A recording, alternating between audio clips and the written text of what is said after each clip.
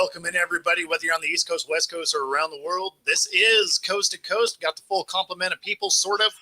Stat guy is hiding behind his picture, but everybody else is here and playing. How's it going, guys? Good. Living a dream. It's good to see. It's good to see Jay, so that we can actually talk. What are you hearing down there with everything that's happening in Jerry World? Well, I can tell you one damn thing. He said he's not going to fire Mike McCarthy till the end of the damn season, which at that point is not really even firing because we all know that's the end of his damn contract. He let him play it out. Me personally, hey, I'm done with this. He already look. It's just like Michael Irvin said the other night when I was watching him. He said they've lost the locker room. You know, they really have. He has lost the lock. He no longer has that locker room. So my point is, if you got Michael Parsons being vocal about it, and everybody knows he's lost the locker room, why doesn't Jerry just move on from this guy and let's start doing some coaching candidates? I mean, damn. I mean, obviously you got to put an interim guy in there, but at least, you know, maybe that'll spark some energy out of him. I don't know. What energy? Where's their energy in this team? There's not, damn it. I'm just trying to be upbeat and positive, okay? Something. Is that what it was? That's you being upbeat? So are you going to the game this week? No, I'm not gonna. I mean, it's in your town. They're right down the street from you, and you're not going to the game. I wish I could, Pat. I got bills, man. I got bills, and then if I talk about no, I'm sorry. Those tickets got to almost be free. What are you talking about? It probably is. I mean, in all honesty, I'm gonna do some research right now to see if I can find out how much those tickets are. Oh, they're probably not that expensive. If you get the nosebleed sections, you can probably get them for like $30. You could get in the game for $42 right now. Okay, maybe $42. Nobody likes a quitter. No, nobody likes a quitter, huh? I'm just gonna go out there and suck up the pain and watch them get their ass whooped. That's right. So really, for real, you could actually. That's here, isn't it? It is. It's in Houston. Shit, I might go to that game, man.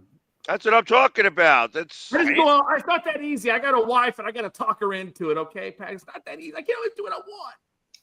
Well, I understand that, but you bring her with you, just in case you drink too many Modelo's. Just in case. What are you talking about? He'll have too many Modelo's before he gets in the car. He's not even going to make it to the game. What? He'll have her drive to the game, and he'll have Modelo's just in a water bottle in the car. Actually, I will tell you this is the truth. This is the honest truth. We stopped by a CBD THC store before I went to that U of H game.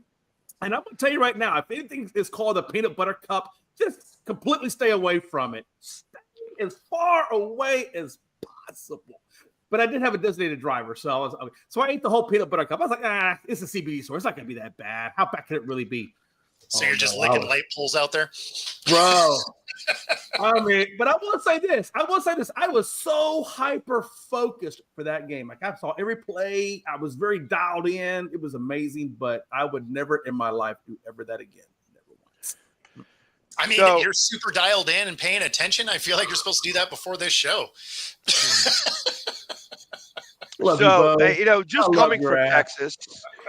Just coming from Texas, I understand because you can't buy. No, you cannot. Actually, it is a felony. Had they opened up my backpack, I would have gone away for years. Because here's the thing on every gram on that though, Pags. Hold on. Here's the thing on that. KC super fan. Hey, watch this. Hey, here's the thing on that. When I was in a CBD store, the clerk was telling me about this. There is if you purchase a dispensary license for the medical stuff, you can actually grow it on your property, but you got to pay for the license, which really isn't that much. I think it's like $400. And then you got to pay for the right to have the plants. And it's not really a whole lot of money, but you can actually do it if you do it under a dispensary name. But if Joe Schmuckatelli wants to go grow what I was going to say, though, is if you have a 1 gram of gummies that have THC in it, it is a felony. Oh, absolutely. You're actually only allowed to have 0.3. 0.3 is of not THC of a gummy is the problem. It's the gummy part. They do not want candy as pot, and that's what makes it illegal. I didn't realize that, and I brought all my gummies and edibles down with me, and thank God no cop went into my bag because they'd have fucking arrested my ass forever. Well, that's the thing, though, right? Like, literally, if you look at the package, it tells you on there 0.3% THC is in this, right? So you're allowed to have 0.3, but if anything over 0.3, they cannot sell it. You cannot have it. You're right. So and if you have an open container of one of those things in your car, it's the same thing as having an open container of alcohol. So yeah, you'll get arrested for that too. So basically, if you're going to buy the pre-rolls, don't open them up. Leave them packaged until you get home, and then Stat guy, aren't you glad that you're in a school and we're talking about this stuff? Isn't this great? Oh, just love it. Good thing the door is shut. Again, these are things you can only find on Coast to Coast. You know, it's funny because it's like he's not even in here. I'm just trying not to get you guys sued. Get us sued. We appreciate that. Yeah, because if I had the camera on and then somebody walked into the locker room without a shirt on, being that they're a minor, you guys could get in a shit ton of Oh, you're trouble in the again. locker room. Got it. Yeah, Well, I don't even think you're allowed to use the images of kids anywhere without their parents' consent. Yeah, because our coach's office is in the locker room. That's just because it's right next to where the gym I is. feel like this is taking a really weird turn already. I was going to say, because I got a story about I had a gym teacher. He was his name was Mr. Mooney, and there was stories about Mr. Mooney. He would always like they had the Polaroid camera, and he had a book called The Dark Side of the Mooney. Of all the kids, he would take a picture. Everybody would moon him. That was their thing, and he would take pictures of it. It was an innocuous thing that got blown up out of proportion. Of course, because he did have a bunch of pictures of kids. High school kids' butts. You know what I mean? It was just that was the joke. It was a shame because he didn't really mean to go. He shouldn't have gone out like that. You know what I mean? It wasn't like he was. Yeah, but you know how that goes, Pags. I mean, that's the difference between the 60s, 70s, 80s into 2000. You know what I mean? That's that started to happen. It's like before that, it was just a joke. Then it's not so funny because of some people that ruined it for everybody else. Yeah. He was never one of those guys that was ever, being somebody who was doing something disrespectful. It was funny, and everybody did it because it was funny. And now it's not. Now you couldn't do that anymore. No, I mean back then the parents would have thought it was funny. Right, that's exactly correct. You know what I mean? Yeah. But now it's not funny at all. It's like so. I'll tell you one thing though, athletic coaches. The day makes. Hey, athletic coaches that double down as teachers. For example, I had Mr. Leisinger. He was a basketball coach for the high school, but he also doubled down as a health educational teacher. Those are the best damn coaches, man. That guy came in and said, "Look, gentlemen, we got to talk about the sex education part of the class. We'll tell you right now from personal experience. Just because you pull out like a freight train doesn't mean she's not getting pregnant. It just means you leave a part of the chromosome on the bed sheet, and that kid's going to stay with you forever." Love that. Scared the shit out of us. Nobody wanted to have sex after that. Nobody. I don't know that would have scared me. Oh no! Having the kid stay with you for the rest of your life because all the chromosome didn't come in. Yeah. Hey, our health teacher had probably the greatest speech ever when we were learning about the AIDS portion of like the sexually transmitted diseases. He brought in a folder of pictures, threw them down on the desk, and basically said, "If you put your dick in the wrong hole, it can rot and you can die." You can't say that's good. You have to say Richard. You can't say Dick. You got to say Richard. You're in a school environment. What's even happening out here today? What? We can't talk about sports. Like it's a weird day. So why is it? So then let me go backwards. Since I want to go backwards here a little bit. It's just what we need. I'm slipping through the back door. Everybody is talking about Deion Sanders. Yeah, and Shakur going to Dallas. Could have happened. Now, it's not going to happen. It's not going to happen because he doesn't want to even coach in the NFL. But now Shakur, whatever the hell his name is going to wind up being in the NFL here in a minute. Yeah, next year. And where do you suspect he's going to go? Because he's not going to go to Dallas. He might go to Dallas. God, they may be a bad enough team. I'm not sold on Shedeur Sanders at all. No. I don't think it's a good fit. I think it's hilarious. Not at all. You think he'll go to New York? Sanders comes to the Cowboys. I'm going to tell you right now, if Shedeur Sanders comes to the Cowboys, I'm going to have flashbacks to Quincy Carter because I feel like the result is going to be the same. How about if he goes to New York, the Giants? That's what I was thinking. Is there's a chance that happens, but well, they did say they're probably going to be shopping for a quarterback. I think. Well, they ain't probably about it. They had Tiki Barber saying that he's done with Daniel Jones. Yeah, I would. They had Tiki Barber saying that like out loud. I was like, I thought that was funny. I'm like, yeah. He was like resisting it. He's like, I'm kind of, we're 2-8. Why don't we see what everybody else can do? Right? Because when Josh Allen first came into the league, he kind of got off to a real rough start out there in Buffalo. And then Dable and Sean McDermott, they really turned him into a really phenomenal, now good quarterback. And I wonder why if Dable can't transform Jones into that type of quarterback, that just kind of tells you that, yeah, this guy probably is not. Well, I think the Giants are going to get Cam Ward. Cam Ward? I think Sanders is going to end up with the Raiders. I like that though. That's like train wreck. Train wreck meets more off tracks. And let me ask you guys a question. Since we're talking about college quarterbacks, hey, I don't know if you saw this, but I'm sure you probably did. That guy Diego Pavia for Vanderbilt is now suing the NCAA because he feels like his 2 years of JUCO shouldn't count towards his NCAA eligibility. But I looked that up, and they said that your NCAA eligibility starts the minute you play college recognized football. So JUCO does start the clock ticking. So I don't know how. Now, it does go on to say that NCAA can, at discretion, or make a change if need be. But, I mean, I don't know how you can file a lawsuit against NCAA when your clock starts, even when you're in JUCO. Because of like all the COVID stuff now, you have all the red shirt stuff now. You have all those transfer windows now. I mean, yeah, but he wasn't. Been in school for 9 years. 2020. Hold on, wait. Was Pavia playing in 2020 at junior college? I don't think he was.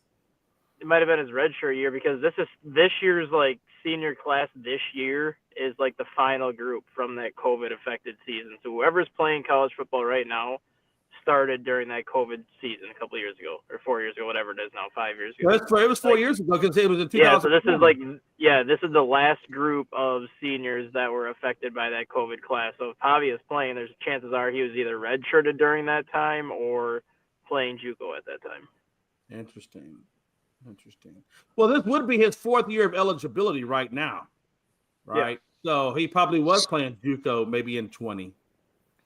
Right, that would have been his freshman year. But I don't know. It's just interesting to me that I'm curious to see now if he's going to win that lawsuit or not.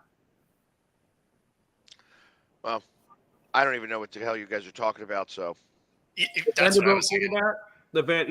You probably don't watch Vanderbilt. I don't watch much Vanderbilt either. But I did we had to talk about Vanderbilt last week on 100 like yards. Gloria? Huh? Like Gloria? No, Ben. See, I get you. Now you're being funny. Was there a college named Vanderbilt? Vanderbilt. No, how about that? I was actually asking the question seriously. Well, I mean, but I don't know how to. I didn't realize that there was a college named Elon. Yeah. I thought that was just a joke. So you're legitimately telling me you've never heard of Vanderbilt University? You've never heard of that? That's what you're telling me. You said you're being serious. Vanderbilt University is literally downtown Nashville. They have the same stadium that the Tennessee Titans first played in. That really blows my hair back. If you're being serious, that blows my hair back. Well, I mean, I don't spend a lot of time thinking of colleges. I wouldn't know that. In his defense, though, Jay. Jay, in his defense, what is Vanderbilt good at besides baseball? Oh, I'm right there with you. I mean, I'm not saying Vanderbilt is a great football team, but they're in the SEC. I mean, I kind of figured he would have at least heard about Vanderbilt. I mean, hell, I don't watch Vanderbilt, but even I've hold on. Here are the teams that I know that are in the SEC. Okay. Alabama, Georgia, Auburn. Is Arkansas there? Is Arkansas there? Yeah, Arkansas is there. Okay.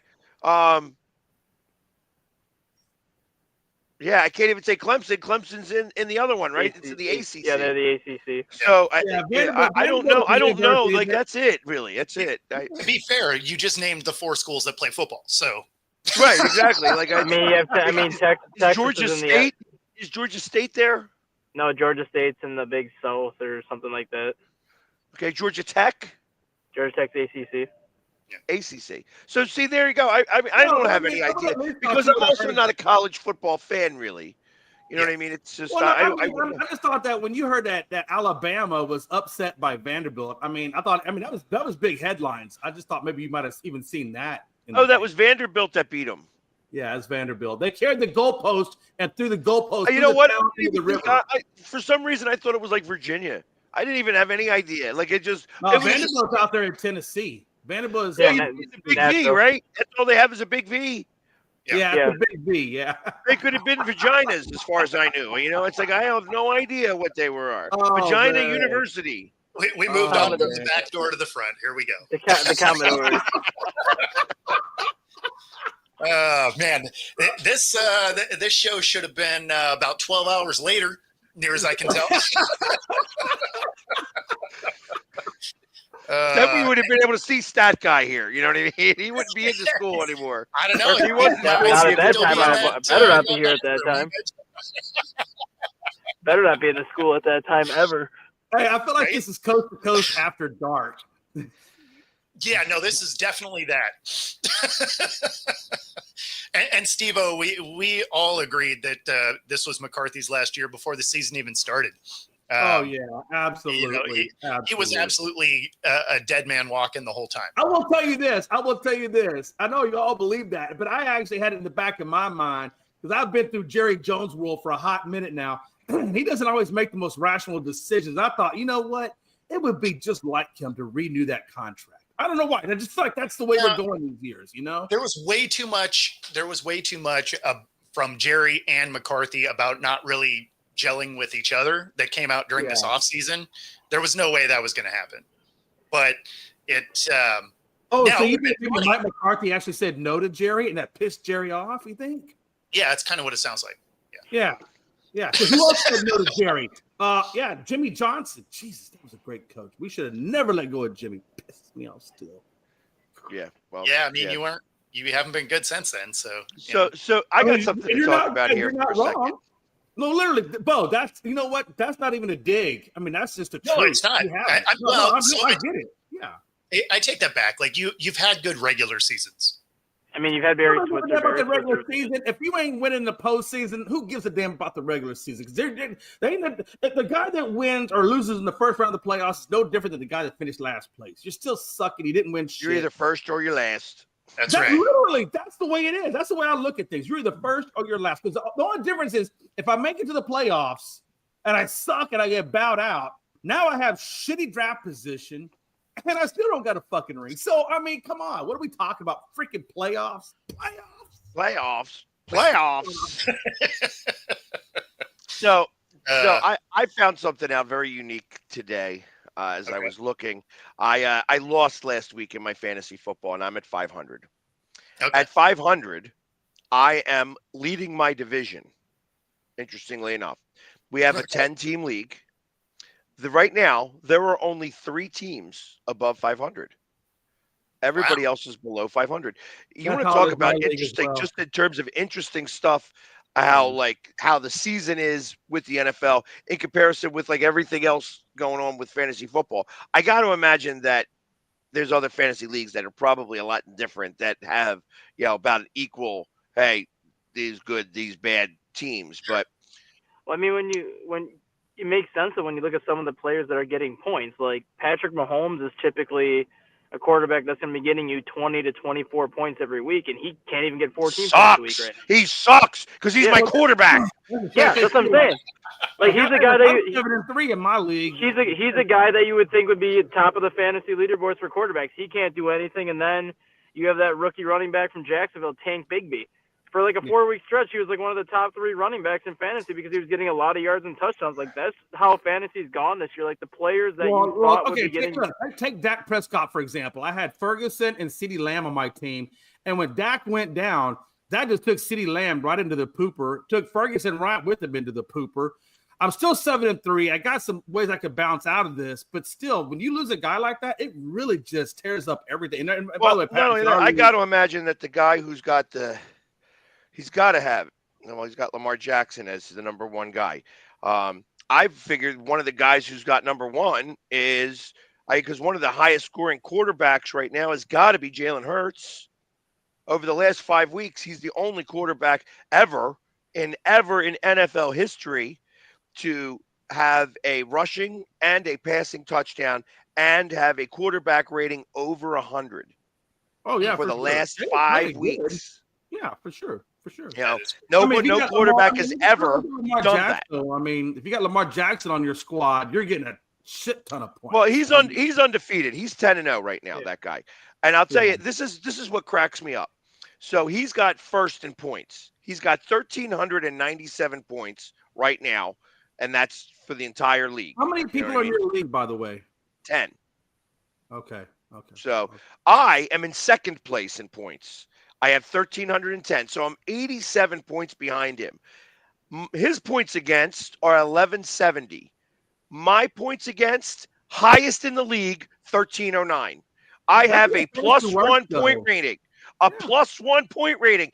Every time I play a team and I could have like the highest point total, that team's got the highest. I'm the second highest.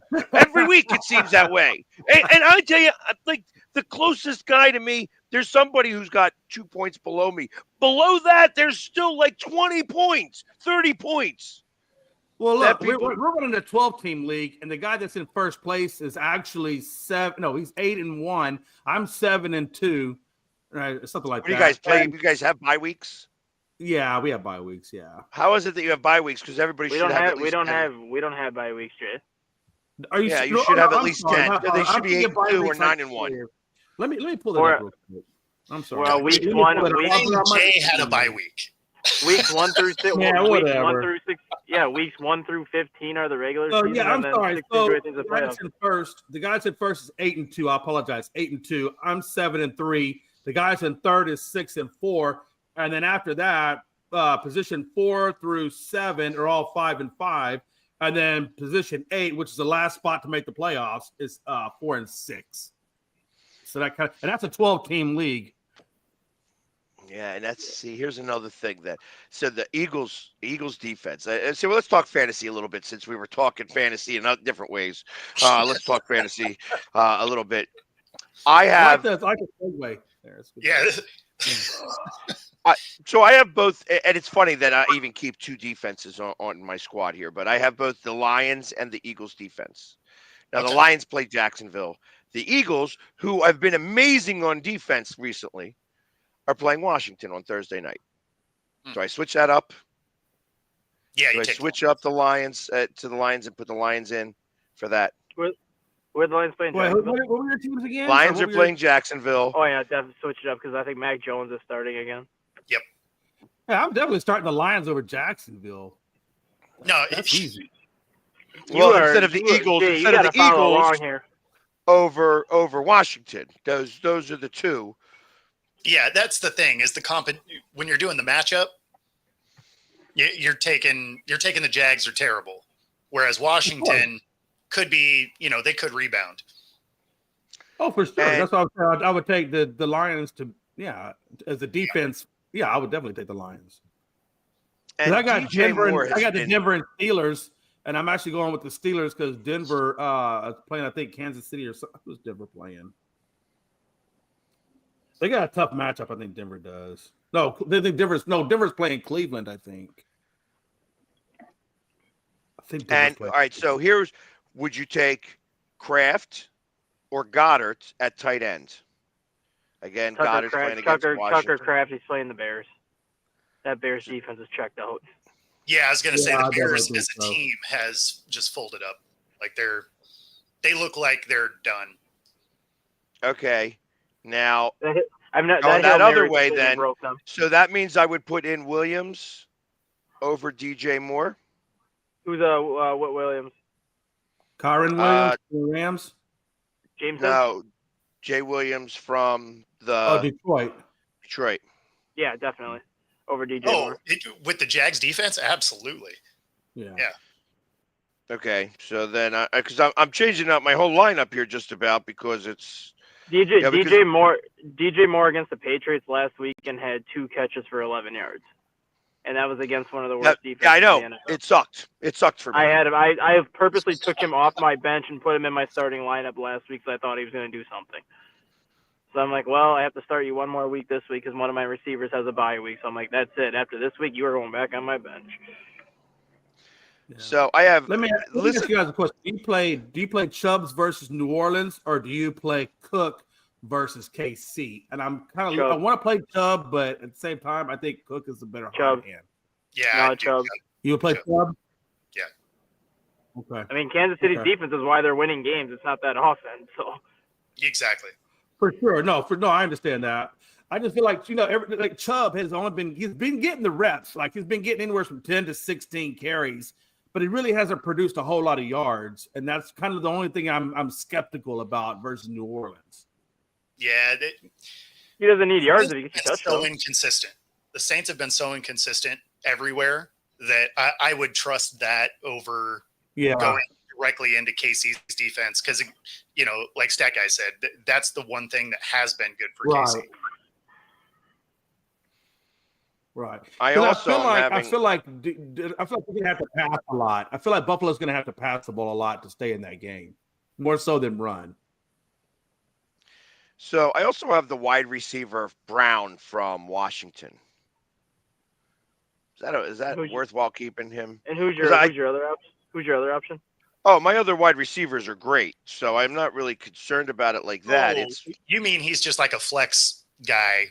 Yeah, he's somebody who sits on my bench. So, and the reason why I'm even talking about getting rid of him is because, like, Patrick Mahomes really has sucked, and Herbert's available. And there's a piece of me that says it might be worthwhile for me to pick up Herbert right now because they are starting to click a little bit on offense. Yeah. So when I think about that, it's like, okay, because my receivers, I'm actually really strong in receivers, so I think. I got McLaurin, I got Williams, I have Smith, I have DJ Moore, who's not that good, and then Xavier Worthy. Is Hopkins available? Hopkins is gone. He was gone 2 weeks ago. So you have Mahomes? I have Mahomes. Yeah, so I wouldn't move off him yet. And the only reason I say that is I would be interested to see what this connection to D-Hop is over the next week or two. Because he's Buffalo though, and I don't think so. So let me ask you guys this season around though. And it's almost December. We've all seen what Patrick Mahomes does when that calendar turns to December. When it turns to December, he flips that switch, and it's like it's playoff time now. I'll start doing what I like to do. So I wouldn't give. I'm keeping Mahomes on my bench right now. I'm not getting rid of him. I'm starting Brock Purdy right now. But like once we get to December, like if Mahomes starts to look like the Mahomes that everyone's used to seeing in December in the playoffs, then I'm just gonna swap him back out with Purdy again. Yeah, no, I mean that makes sense. And yeah, Rob, it was a 10-team league. Let me ask you guys a strategy question. I got Drake London versus the Denver defense, which I feel like that's an easier matchup than the Steelers, because that's also who I have the Steelers versus Baltimore. The only downside of that, to starting Denver versus Atlanta, is would I want to have Drake London going against my defense? I feel like that would hurt it in a points situation. How would you guys play that type of thing? So the thing is the Broncos defense is second in just about every category. Yeah. Right. I mean, they're one of the best defenses in the league, which is amazing when you figure the offense for half of the year wasn't really doing anything, which means they were on the field a lot and they were still the first or second best defense in the league. Now that offense is starting to do stuff, right? It's not great, but it's at least starting to look competent. I mean, I would trust that. I mean, like, you would have. I just don't think. I'm just wondering if Drake London would. I would not start Drake London against Denver's defense. Not a chance. Yeah, but it's either that or I got Tyler Lockett for Seattle. Do I go with Lockett then over London? Because London's been putting up points, though. Lockett really didn't get many targets, but he will against we're playing the Niners, right? Yeah, I believe so. Yeah, so Lockett's going to get some in the game. I would do that over running into Detroit, into Denver's defense. So you would play Lockett instead of London, correct? Yes. Yeah. And Denver defense instead of Steelers versus Baltimore. Yeah. Yes. All right. Cool. Answer that question. All right. Cool. All right. What? Oh, I might have to do this. No, I got invited. I've been getting invited to these parties lately, which has been interesting to me because I got invited. I got the invitation, said, hey, you could come, not painted. I was like, ho, ho, ho. How about that? And some of the guys that were going to be there, there's like VIPs because it's for Boys and Girls Clubs of America. Is that what it is? Hold on. It's no, not Boys and Girls Clubs. It's I'm wrong. It is Big Brothers Big Sisters. Okay. Oh, okay. And Cool. they're having this party that's happening, and it's on Monday, November 18th. And I just got this other thing that's inviting me to the Philly Crown dinner at the Vault at Del Frisco's. So the Vault at Del Frisco's sounds so much better than the ballroom at the Bend. Huh. I like getting some of these invitations. Because I like steak. Absolutely. Oh, I Del like Frisco's. steak, too. Del Frisco's sounds like steak to me, That does especially at sound the like Vault. steak. That's like I like going to B&B Butchers here in Houston, man. But I tell you what, when you go into B&B, I'm gonna tell you right now, every steak is about $100.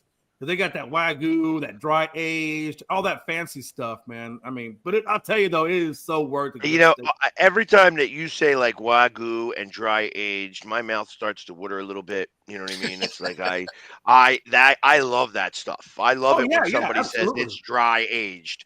You know, that means that somebody took care of their meat. You know, and I like it when chefs get intimate. They have their own cattle. Like they have their own cattle. Like every meat that you get in there is their own shit. I mean, but like I said, you're paying for it. I mean, when you go in there, but they're bartenders. They get the old like 1920s bartender style garb on. It's very. Where's this at? It's out here in Houston. That's called B&B Butchers. B&B Butchers. Okay. Yeah. I mean, I'll be back out in Houston again at some point. I'm gonna tell you right now, when you come to Houston, you come visit me. I'll take you there. We'll have a good time. Then I'll give you some smoked barbecue, and we'll have even a better time. It'll be a good time. I will take you to all the good spots. I tell you, see, that's the thing about barbecue now. It's so hard to figure out what's good barbecue anymore because everybody's doing it. And there's a big difference between Texas barbecue. I mean, no, you could tell bad barbecue right away. So I'm not talking about that. You know, like a lot of barbecue places, if they've only been open for 6-8 months, it's probably still barbecue. If they've been open for a long time, they're already cutting corners. It's not as good. There is one place in Houston called Brother-in-Law's. Now, it was a family-run business, but they wound up getting out of it because the guys that founded it died off, and their sons didn't want to do barbecue anymore. But it was around for a good 30 years, and it was always very good barbecue. I mean, you got some good stuff. But the best barbecue I've ever had in my life was by an Asian guy. Believe it or not, I swear to God, he had a little trailer. It was in Kmart parking lot. And if you want the best damn barbecue in your life, he had a little toothpick in his mouth. Asian guy, probably Vietnamese or something. And I mean, he had the best damn barbecue. I don't know what he did, but that shit was so good. But I do a lot of beef. I do pulled pork. I do brisket, chicken, and pulled ribs. That's kind of what I'm doing mainly. And I'm telling you, man, there's a place in Houston called the Barbecue Store. And when you walk up in this place, it's like sensory overload. Because they literally, like every wall is some kind of either injectable, marinade, or rub. And you just don't even know where to start, man. They let you sample it. Like they got one called Back in Black. That's going to be my competition barbecue this year. Because it's freaking amazing. Or next year. I'm sorry, next year. It's going to be this freaking good. But Pat, and of course, you're going to love it. You're going to have a good time. Good food. If you eat a lot of barbecue, you can work some of that off here at True Fusion Gym right here in the Pacific Northwest. Use the QR code on the screen. Get a free 5-day pass at any of the 3 locations, Bellevue, Ballard, or University Village. Pilates, boot camp, yoga, bar, hot rooms, and more. Find your edge at True Fusion Gym. And, of course, if you are into sports betting, you can do that right alongside us here at Coast to Coast by using this QR code on the there we go. This QR code on the screen. Get up to 3 of your first deposits, 125% of those at BetUS. And of course, there is a 10% bet guarantee in the event that you lose. find your. I don't know where I'm going. You know what? Just use the QR code on the screen. Bet right alongside us here on Coast to Coast. It's a Wednesday. It's a weird day. I don't know.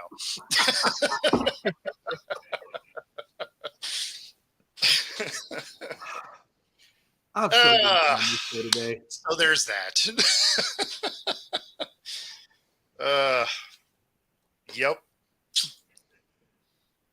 So what do you think about Brian Flores says he wants another head coaching job? Do you see that being practical next year? Why wouldn't he want another job? No, but I'm saying, do you think he gets another shot next year now that maybe there might be some vacancies possibly? I mean, there's definitely going to be vacancies. I don't know.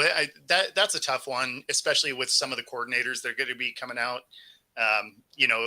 Ben Johnson's probably going to be one of those guys, even though, even if Detroit doesn't win a ring, he'll probably take one of these jobs because he did say that he wanted a smaller market team, younger quarterback. There's going to be a couple of those available, right? The Jags come to mind for sure, but he may entertain the Chicago job. So yeah, I've also heard Bobby linked to that as well. Yeah, so I mean, there's some opportunities for him. So I think even if he doesn't win a ring with Detroit this year, he may be moving on anyway. Like Bobby Slovic. I'd love to see Dallas go grab Bobby Slovic, that offensive coordinator for Houston, but I don't think Jerry's going to entertain that because I think Jerry has a certain type of coaching he prefers. But I would love to get Bobby Slovic in there for sure. Yeah, he's not going there. Nobody wants that job. Like that is not one of the more attractive jobs. No. Like you're going to take the Dallas job over the Jets or probably over the Raiders. But you're not taking it over the Browns. Yeah, mate. Well, I don't know that Stefanski gets fired. But are you saying, but Bo, I'm assuming when you say that, it's because you wouldn't want to deal with that type of ownership. Is that Correct. The reason? Yeah. Well, you're dealing with a lot. I get it. You're dealing with a lot of problems, actually. Obviously, you have Jerry doing Jerry things, but you're also dealing with a team that has a cap issue, that has one of the most expensive receivers and quarterback combinations. You're going to lose Micah Parsons, clearly, right? Like they're not doing anything to keep that guy. And all of the rest of your roster really isn't awesome, right? Like it's slowly deteriorated over the last couple of years. You don't have the money to do anything with it. You don't exactly have a ton of draft picks either.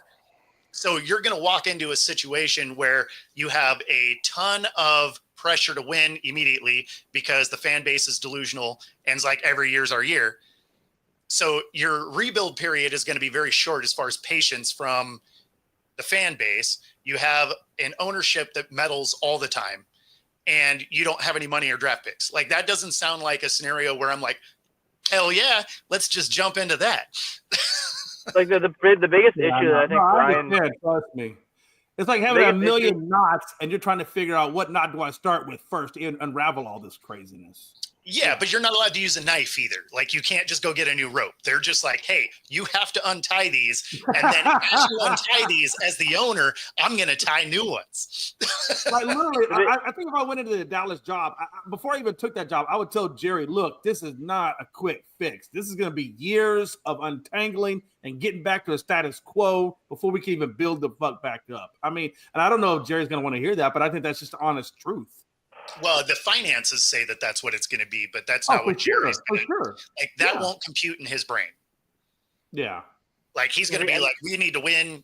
We need to be back to 12-5 next year. And it's like, yeah, so we have to do that with 2 guys and a bag of Skittles and we're hoping. The biggest issue that Brian Flores has, go get Marshawn Lynch's old ass. The biggest issue that Brian Flores has when it comes to him getting another job is not a lot of organizations are going with defensive-minded head coaches anymore. I mean, when you look across the league, like there are so many more offensive-minded head coaches, and when you look at all the teams in the playoff picture right now, I think 10 of the 14 teams that are currently in the playoffs are offensive-minded head coaches. Like there's not a lot of teams right now that are going back to that defensive-minded head coach, and that's the biggest issue that Flores is going to have. I'm not saying he's not a good head coach, but he's a defensive-minded head coach. And when you look at all the job openings that are going to be open right now, most likely, Dallas has an offensive-minded head coach. Are they going to be willing to go defensive-minded? Probably not. When you have CeeDee Lamb and Dak Prescott and all that money tied into the office, you're going to want an offensive-minded head coach. Jacksonville, offensive-minded head coach, and Doug Peterson, you're going to want an offensive-minded head coach to go in there to work with Trevor Lawrence. Like, Brian Flores might not have a lot of options just because of the situations that are currently going to be open. Yeah, and there was a distinct difference here, Rob, is that defense was one of the, or if not the best defense in the league. So, yeah. I mean, so there's a distinct difference there. Brian Flores. One thing about that whole thing, though, is I don't care if it's offense or defense as your head coach, man. Look, my main thing is there a head coach out there, defense or offense, that can managerize the offensive coordinators in the whole? I want that game manager. I don't have to be offensive because I can go get a good offensive coordinator. I can go get a good defensive coordinator that can handle that for me. I just need a guy who has a vision, a philosophy that can run with it. You know. So you usually need a guy that is good at one of the two, because the problem is if you look at Robert Saleh. If you're good, the problem is they leave, right? Yeah. So why so many teams are leaning towards offensive-minded head coaches is because they pair up with their quarterback. They never have to worry about that guy leaving the team and finding a new system and all of that, right? It's why they've sort of gone that way. It kind of falls into Brady's comments of they've dumbed the game down, right? Like it's no longer the programs, it's a playbook. Well, so if you're doing that, now you're keeping that offensive coordinator because it's your head coach. So you're not having to rely on that quarterback to be able to learn multiple playbooks and all of that all the time. It's why they're kind of leaning that way. But it's not to say that they defensive-minded, guys can't work. They obviously can. Well, I think DeMeco Ryan shows you that defensive-minded becomes a problem because all of a sudden that offensive coordinator is going to go. Well, that's the thing with DeMeco Ryan, though, Jay. DeMeco Ryan has Bobby Slowick as his offensive coordinator. He's got a great offensive coordinator. I understand it. It goes back to my point where I said you can have a defensive-minded coach as long as you have a really good offensive coordinator that can work that side. But I understand what Bo is saying, too, that, if he's not going to leave, so that way you got that chemistry. So I understand what Bo is saying as well. Like 90% of the time, and you can look at all the teams for the most part. I'll take Seattle out of the mix just because they actually are doing pretty well offensively. But when you look across the league right now, and you look at every team that has a defensive-minded head coach, whether it be Matt Eberflus in Chicago, Robert Saleh with the Jets, I can't figure it out off the top of my head, but how many offenses when you have a defensive-minded head coach, how many of these teams' offenses rank in the top 20? Excuse me. I'm sorry. Pat was blowing his nose. So when you look at the Jets with Robert Saleh, you look at the Bears with Matt Eberflus. They're defensive-minded head coaches that put pretty much all their eggs in a basket on defense.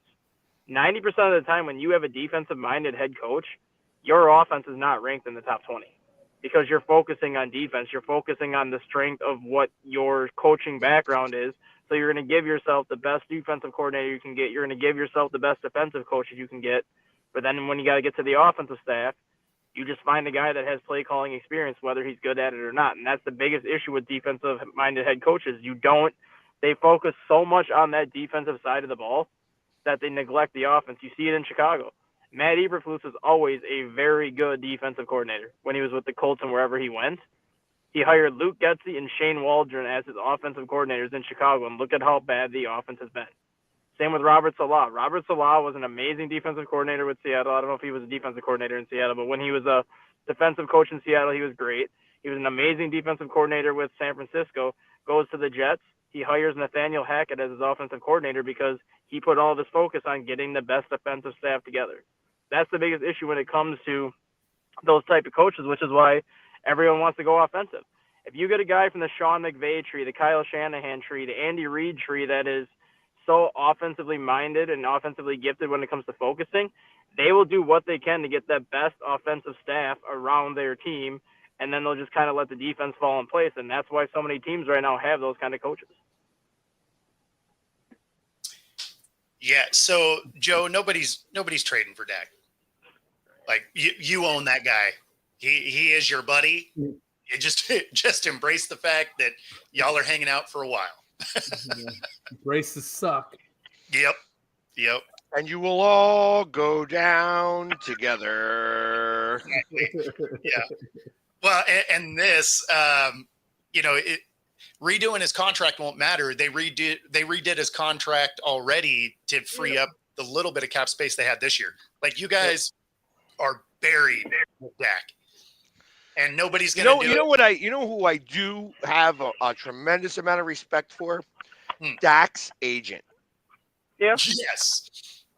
That guy I want on my team, getting me some money. That's what I want. Same with Kirk Cousins' agent too.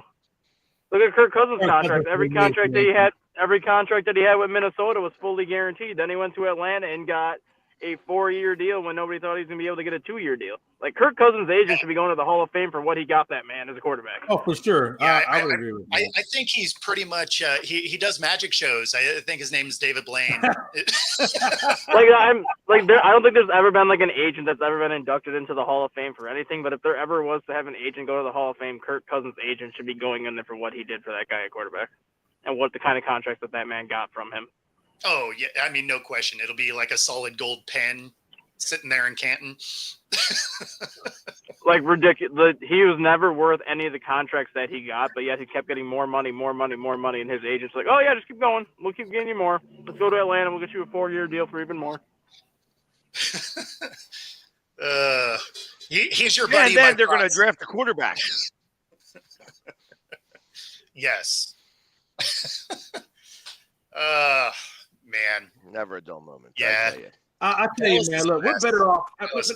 Forget backloaded contracts. Just pay the contracts, get done, get over it, and then move on, and let's figure it out, man. But I don't want to see this backloaded mess, because that's just all that does is delay even a worse inevitable. Yeah. Like, I mean, you know what I'm saying? You guys were in a situation where you weren't going to fill out a 53-man roster if it stayed the way it was. So, I mean, they had to redo right. and it's backloaded and it sucks, and it's why you're going to lose Micah Parsons, because you're not going to have the money. Yeah, I mean, that's a casualty of all the bad deals. Yeah, it's just a casualty of all the bad deals, man. It sucks, man. And I wish we didn't have a hard cap, but it is what it is. I don't mind it, because it does keep lonely out here for a while.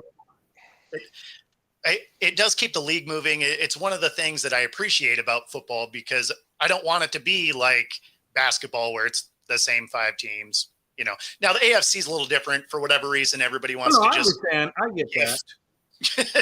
gift KC guys, but everybody else has to kind of play within that. Understood. Well, I'll tell you what, the way KC's playing right now, they may be the first three-peat. I just the way they finish games. No. They have been getting too lucky. That I think that this could be the week that Buffalo beats them. I don't think that they have been getting the luck is when preparation meets opportunity. So I'm a firm believer that you have to be prepared to accept luck when it shows up. And they have been very lucky. What's this? 5 out of the 9 weeks that they have been down in the fourth quarter and have had something very unique occur to win the game. Yeah. There's too much of that. Well, and I think luck runs out. We've seen this movie before. It was called The Vikings, where they went 11-1 in one-score games. What did they do in the playoffs? Well, they met up with good teams and they lost. So they went 11-1 in one-score games, and then they played the Giants, who spanked them after losing to them in a one-score game. Yeah, no, exactly. Remember that. Ultimately, that's going to be KC. Is they're going to struggle in postseason play because they just don't do anything particularly well. And at some point, that'll catch up with you. The defense, actually, that's not true. The defense. Oh, no, the defense is good. Plays particularly well. And that's what I think Kansas I meant City on the offensive side, but yes. I think that's why Kansas City could be the one team that doesn't follow that pattern, though. It's just because they kind of did the same thing last year, where it wasn't until they were 6-6, 12 weeks into the season, and all of a sudden we get to the first week of December and Patrick Mahomes starts playing like an MVP again. Like, that's that one team that they can play like shit. 12 games out of the. I just feel like KC is as a playoff experience team. Yeah, like they're the one. They're the one team. The only team I can see really. Was that? The one team I think they could take out KC is probably Baltimore. I think Baltimore has a good opportunity to take out. Yeah, the KC. problem is that they get in their own head. Yeah, exactly. He lost that game before he even plays it because he's in his head. Yeah. There's that's the hard part. The one team that I think will take Kansas City out in the playoffs this year if they meet, I think, would be Pittsburgh. Just because Buffalo and Baltimore, for whatever reason, they cannot beat Kansas City in the playoffs because they, like you said, they get in their own head.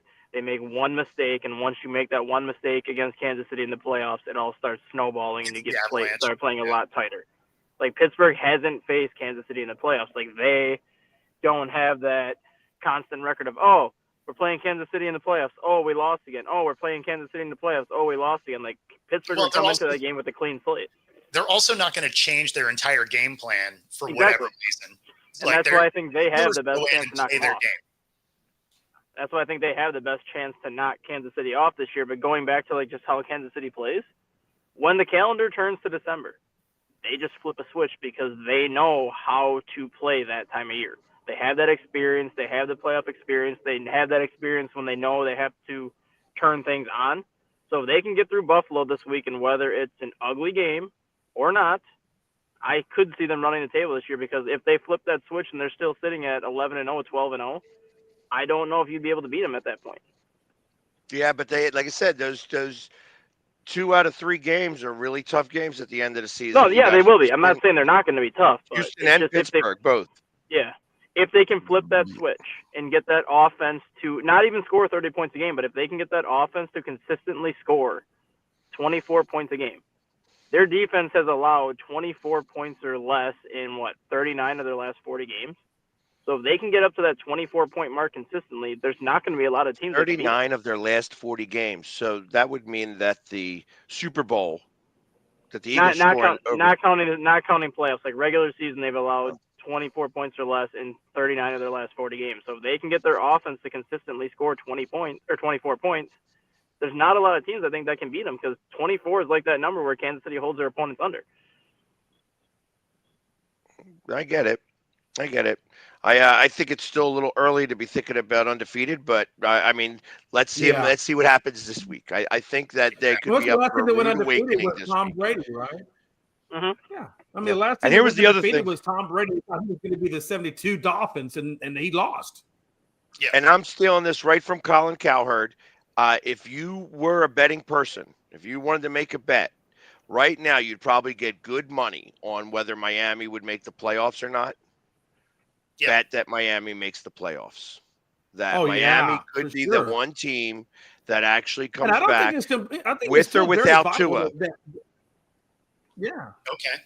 Because they actually have a soft enough schedule, and that the numbers would probably make a lot of sense right now to say, okay, you probably be at like a plus 800 because they're like 3-6 or 3-7. Sure. That they to make the playoffs. I think that they have a really good shot of making the playoffs. I was listening to Colin Cowherd. It was making too much sense to me. And I was like, that's a bet. That's a bet you want to make. Like I wouldn't put a lot on it. Like I'd put like maybe maybe a bean on it, just 100, but you could probably win. Like it'd probably be a plus 700 right now. Yeah. Yeah. No, that wouldn't be a bad bet because, I mean, I do think they have a pretty easy schedule. So, I think they play Buffalo one more time, and that's the hardest game on their schedule. Or maybe they already played Buffalo twice. I don't even know. No, they got to go to They got to go to Green Bay Thanksgiving night. That'll be a tough game just because of the weather in Green Bay. Yeah, I mean, that'll Green Bay is not as tough as I thought it would be. It's not as tough as you think it would be, like if you're accustomed to those conditions, but a team like Miami's not used to those conditions. A guy like Tua is played one game in his entire career. Thanksgiving. This isn't Christmas. Exactly. It's still going to be in the 30s though. Like Tua's only I think had 3 games in his career with temperatures under 40 degrees. Like Tua's not Yeah, used to well, but playing in cold when weather. they fell apart last year, it was because Yeah, and you remember the Oh. playoffs a couple of years ago with the Dolphins going up to Buffalo, and it was like Yeah. snowy and stuff like that, and they gave Buffalo Buffalo needed every bit of that game to win that game. Yeah. So I'm not concerned about the weather. If it's not going to be super snowy and like 6 degrees, I think that football players are football players and they can play. That's the I'm fact just that they're going there used for to the 80 halftime degrees. show. Well, I'm a just lot of going those there for the guys halftime came show. from I schools just that think, were hey, look, so if Denver is at 5-5 and Miami's at 3-6, I feel like they're still very much in it. I mean, they're only a game or two out of the playoffs at a wild card spot. I mean, if they can really turn this around, which I think their schedule puts them in a position to do that. They could very easily make the playoffs. Yeah. I'm only going to the Packer Dolphins game because of the halftime show. I don't care about the game. I just want to go for the halftime show. Who's at halftime? Lindsey Sterling. Who's that? She's like she's a violinist, but she plays like an electric violin. Is that Vanderbilt? Did she go to Vanderbilt? So she's got like when she performs, she has like a bunch of like fire coming off her violin. She has like a bunch of pyro like coming off her violin, and she has like glow in the dark violin. She has like she puts on a hell of a show. Like that's the main reason why. You know what? I immediately think of Poindexter from the Revenge of the Nerds. Ding ding ding ding ding ding ding ding. She was on right here on Coast to Coast. Everything from weed to the school bathroom and now techno music on a violin. We bring you everything but sports, as it would turn out. Thanks. If you're watching, she won America's Got Talent like 8 years if you ago. are on Roku. Shut up, Stat Guy. We got to get out of here. If you're on Roku, stay tuned for the next hour. Otherwise, we'll see you guys tomorrow. Man, what a show. Later.